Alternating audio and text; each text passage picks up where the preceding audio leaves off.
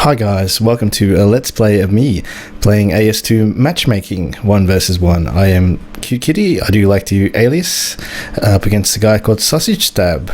So in this video I'll just be going through the analysis as per usual, also discussing AS2 and the progress I have made while playing AS2 over the years.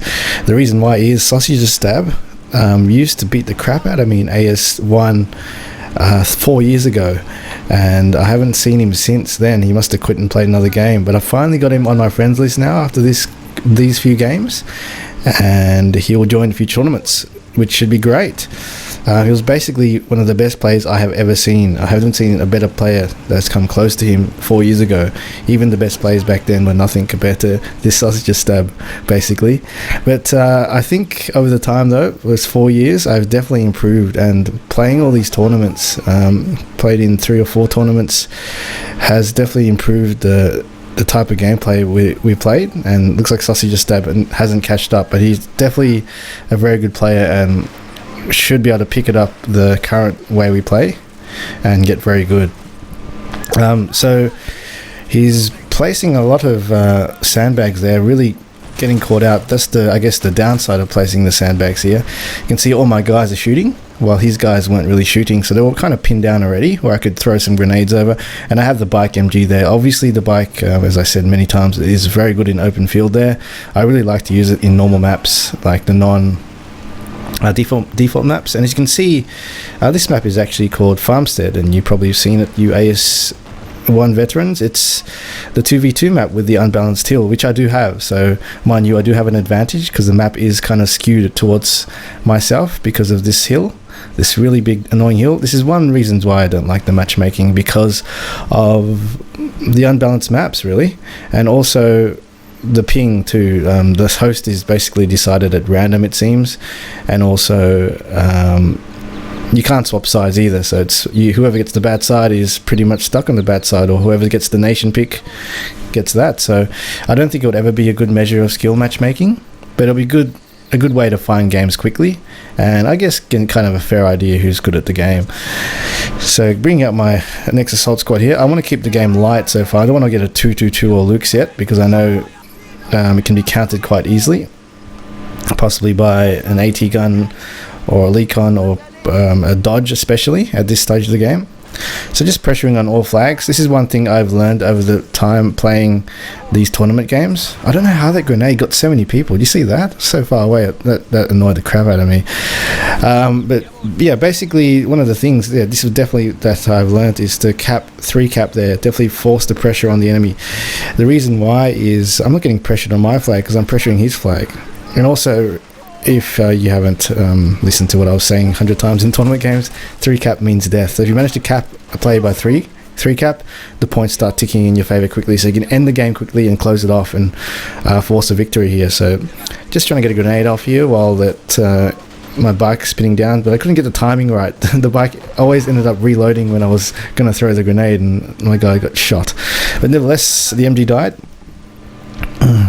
So 3 cap, that's definitely one thing I've learned, and always pressuring the enemy. So I'm just going to the assault squads, keeping the game light at the moment, because I'm seeing that he's just responding with his own squads as well, so he wouldn't have a chance to buy some sort of infantry killer vehicle.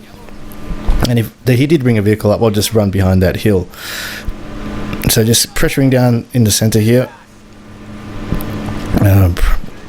proning down. There's nothing much I can do here. As you can see, I just prone down. If I ran away, I probably would have lost a few guys, but at least in this scenario I can just shoot and try outshoot these guys. With the Germans, especially with the assault squad leader versus the UK team, they don't really have good SMGs. The UK, they have good rifles. The Lee Enfield's probably the second best rifle in the game, but it's a big gap of difference between the M1 Garand. Basically M1 Garand being the best, but SDG 44 is probably the best gun in my opinion, other than the MGs. So keep him pressuring here. He's focused trying to take the center, and I'm just going to keep flanking from this area here to just take the center. I know he's weak there. I've only got one guy on my side too, so it's something I guess Sausage Stab will need to pick up, forcing a 3 cap or forcing enemy spawn attacks. That's one thing you have to do. And with the Germans as well, Unfortunately, with this scenario here, Sausage Stab wouldn't be able to actually flank my sniper, but he could have actually just ran up down here if I was Sausage Stab. Basically, if you fight the Germans, you want to take out the sniper as soon as possible. Basically, that was a bit of a blunder by me putting the sniper there, because he could have just ran down and just ran his whole squad. He might have lost 2-3 guys from my other guys, but he can take out my sniper. Because with the UK team, you get the Black Watch at one point, which means you can counter the sniper if you do it quickly, because you have one squad extra than the enemy, which means you can afford to lose the guys to charge to kill that sniper quickly. But I didn't expect him to go to the SAS. The SAS really tore me up there with the Vickers there, and every time my sniper had a shot, those guys ducked and my aim shot missed. But now the sniper is actually very good versus SAS too, so it's unfortunate for him. He's losing quite a few SAS just from the sniper. Sniper doesn't discriminate versus elite tier troops either, so it's an easy weapon to use in my opinion. So I'm getting quite lucky here, or not quite lucky, it's quite getting quite easy shots off my enemy here, because the sniper's just staying backfield and taking things out. So yeah, really, he made a mistake there, just not attacking my sniper straight away. So just trying to get the domination. So as you can see, we've only gone infantry so far. I didn't want to escalate it any further. There I was just trying to blow up that fence because I want to go over to grenade, otherwise I have to go around. So it looks like you can't AP grenade that, so I just AT grenade that as well, so I can get around there.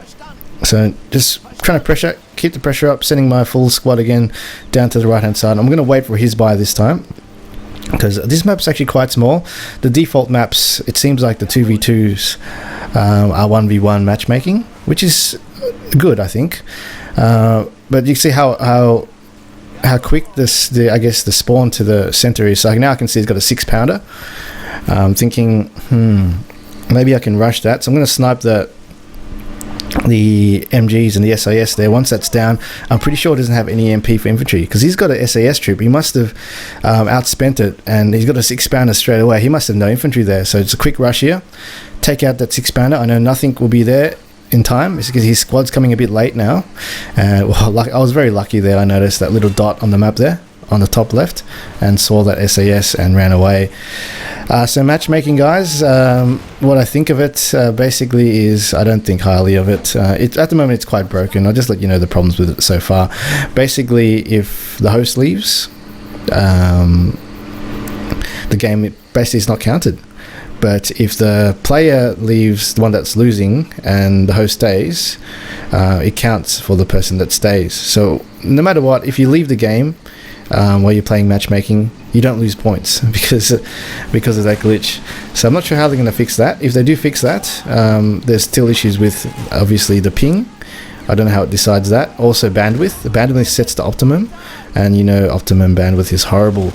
Minimum works much better at the moment. I don't know why they don't make it the default setting. There must be some sort of pride thing going on with DMS, thinking that they can make it. Because every time I ask Instinct, he keeps saying optimum is better, but clearly minimum is 100% better. But lucky here, Sausage Stab is from Australia as well, so we can play in OK grounds. So I'm not posting this because it's a rape. Pretty much, Sausage Stab is a very good player. I don't think he's lost a matchmaking game before. But I'm just posting this because it's probably one of the most challenging matchmaking game I had, and also for memory's sake, Sausage Stab did rape me about 4 years ago, and I was really excited to play him again because I remember those days when he was so hard to fight. But now these days there isn't much people to fight. I'm still looking for lots of opponents. I did post in the forums asking for any challenges for the Australians here. We're looking for challenges, guys, so if you are listening, please add me on Steam so we can have some good games. I can analyze the game and post it on YouTube so you can see if we do win how I did it. It'll be good fun, basically to improve the tires, and the next competition we have will be even more tougher, because I am a bit sad that a lot of veterans have left, or some of them have left, and some of them are still unsure if they're going to play this. It seems like it's improving every day, and I hope you'll still stay. A lot of the complaints by the veterans are quite unfounded in terms of depth of play. They complain about the tank ranges, complain about the grenade timers, but they don't really affect the gameplay in terms of depth. They affect the look of the game, makes it look a bit noobish, makes it look a bit less immersive. But in terms of the depth of play, it's exactly the same. It's just more fast-paced because of the shorter ranges. But I guess it's more infantry orientated. As you can see, I didn't really have to buy anything. So silly me, I got the P3. I thought it was going to go down here when the pathfinding. I thought it would just go behind the hill down to here, but instead it went to the other side of the hill where it was exposed by the 6-pounder. The stupid AI. I'm used to it. I guess it's the person who controlled it. I'm not the type of person who likes to blame the AI. It's basically me controlling the AI, and I was an idiot. So next P3 I'm going to be careful. I've got another P3 there. Basically, I'm going to P3 just to counter any light vehicles or econs that he has. And that's it. And then I can just dominate with the infantry. And his 6-pounder is quite far away. I'm quite comfortable if I put my P3 around here. Oh no, it happened again. So it didn't actually go behind the hill. So now I'm trapped once again. So I'm stuck here, so I've got to quickly use my AP shot. You can see AP for you new players, AP shots have longer range than your HE round. So if you're stuck in a situation, just decrew it, shoot it again. You may be able to get the main gun, as you can see there, 6-pounder's dead. And then I can repair my track and get the hell out of there as soon as possible. So spreading my Brandenburgers as per usual, providing a line of sight tool, and also for providing a screen defensive for any tanks. As you can see, a Cromwell's coming down this instance up here. So I'm going to be moving my guys, Brandenburgers, waiting in ambush here. So 2 P3s not used very well, but microing my infantry has been my main objective at the moment. So it's very fast paced, these 1 versus 1s. I like playing in the 2v2s. We actually did our first Australian Anzac Mount competition number 1 on 2v2 maps in default 2v2 maps, and it was pretty fun. It worked out quite well, but we found out the R5 maps, the community maps, are actually better. So at least it's better than nothing, I suppose. They've scaled the maps to play 2v2 and 1v1 matchmaking, but they really should label these maps 1v1 so people host them that way, and then when they get to matchmaking they don't go, oh, it's too wide, the map's too wide, when in fact it's much better to play that way. It's basically changing the game from easy mode to hard mode if you want to make the maps wider, because you have to control multiple fronts, you have to control wider areas. But I see the point of having other maps where it's more narrow, just for variety of play. I think it's quite fun. So we see at the backfield assault squad coming, just keeping the pressure on. Really, I love the assault squads. They can run in there with little micro, charge in there, prone down, do the damage. See, I just kept my guys over here just for line of sight, just to shoot stuff. Damn it, my Brandenburg got spotted there. Unfortunately, I think it got escaped actually. But yeah, keeping the pressure on, trying to take his right flag, and keeping the pressure on means he can't attack my other flags too. He's got a leak on now, so another P3 here. This time I'm definitely going to make sure that P3 doesn't go on the opposite side of the hill where the 6-pounder can hit me. Now coming down here with the full weight, proning down. You can see here, he's only got a few guys behind sandbags. Don't be afraid, just run in there, prone down, let the enemy shoot. Whoever fires first, these guys will start proning, and when they start proning, when they start ducking for cover, run in and throw grenades, because I have the numbers right now. He's kind of defending from the outside here, just going to throw grenades over, play very defensive. A center here, I'm really wiped out. See, look, I don't have much at all. I've lost my whole defensive screen and everything. So he could really just rush in there, take everything if he wants to. Definitely faster play is what you should do. This is why you should pressure, because you can only be strong in certain areas. And I'm just going to use this church here because this P3 is quite secure. The 6-pounder is somewhere around here. The 6-pounder would have to come all the way here to take me out, and I don't think he'll risk having the 6-pounder so far up in the front line. So it's just sending 2 guys here to just scout. They're suicidal guys, just going to give me line of sight to take the leak on. There it goes. So really, for me, I didn't actually use any 20mm. I usually do. 20mm are pretty much the game changers in this game, where they can take out infantry really quickly, and that is what Sausage Stab is doing. But at the moment here, my assault squad buys are dominating his infantry buys, and I think as the Germans you can do that, and especially because of the movement. I don't know why I'm dominating him actually by infantry versus infantry, because my sniper's down now, but it seems like I don't need a 20mm to actually do anything right now. I just can use the assault squads, and they seem to be working fine.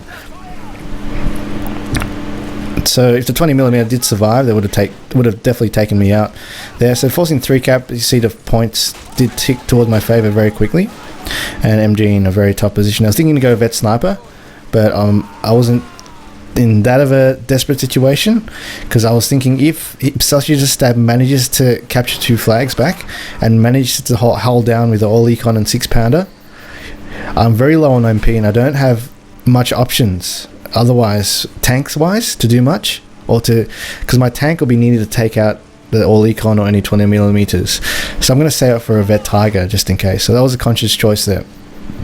So using my P3 at the same scenario as that all econ battle, just going to take out that MG. Obviously from the safety, 6-pounder is probably somewhere around there. As you can see here, I've got an open flank here. I'm sure Sausage's Stab could have sneaked up in hindsight and grenade me from the flank there. So it's always good to sneak guys. I should have done it as well. Send some guys to the outliers of the map and sneak to spawn to see what's happening. But really, it's been very intense, fast-paced game with Sausage's Stab. I haven't got the time to do that. And this is very frustrating for me here, trying to take out this MG. The thing is, I know if I right-click on that to kill it, it's going to move forward and possibly go around here, and the 6-pounder will take me out. So I had to DC that just to make sure that didn't happen. But the 6-pounder there did take me out over there, but I think it's about too late, so it doesn't really matter. As you can see there, I just sent my half-track there. I just bought it, sent it there with the Vulture without even looking at it. Moved the half-track in the vicinity where the cover was, where it's going to flank, and it did its job automatically. I didn't even look at it once, and it did kill all the infantry that was there. So you can see having to micro the right unit at the right time is advantageous, obviously, because they can do other things. I didn't have to go there and control it. So all in all, it was a pretty good game. Definitely looking forward to Sausage's Stab competing in future tournaments and learning the current meta and how we play the tournaments, because there is some sort of meta now I can feel that we play, and it's definitely a standard I think now that pretty much people should follow to play well now. So hopefully, let me know what you think. Also, if you know anybody that wants a challenge, send them my way. I am waiting for them. Ho ho ho.